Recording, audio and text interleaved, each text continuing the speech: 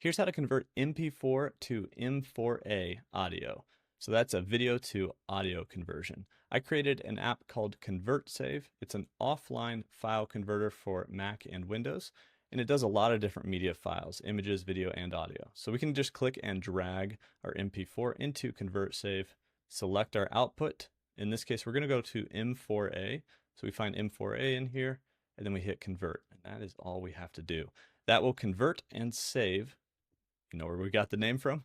ConvertSave to right next to wherever the file came from, wherever the original files came from. I could have put in multiple files in here to convert all at once. So you can do batch conversions. I created this with my brother. He's a software developer, and it works for Windows and Mac. So you can download this for your desktop and just have this desktop file converter that does not upload your files to any weird sketchy websites, and then you don't have to download them all and have to organize them either. We actually just updated it to add all these new advanced features. So if you're extracting audio from video, in this case, if we click on our little advanced tab here, we have some advanced options where we can add our own custom commands to the conversion. So for certain ones, we just use the defaults. For others, we've used what we have established as the best quality conversion, or an exact one-to-one copy conversion.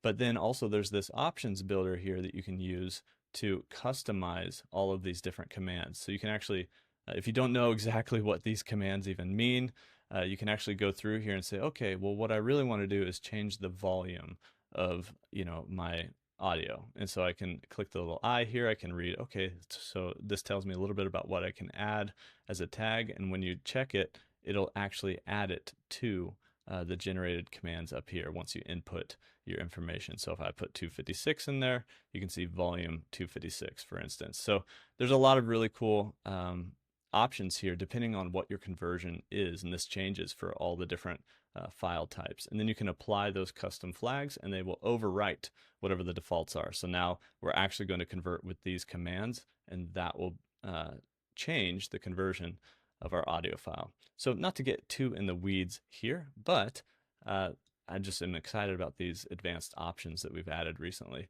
So that's ConvertSave. That's how you can convert MP4 to M4A audio files, and that's basically kind of like extracting that audio from video and then saving it as an M4A audio file.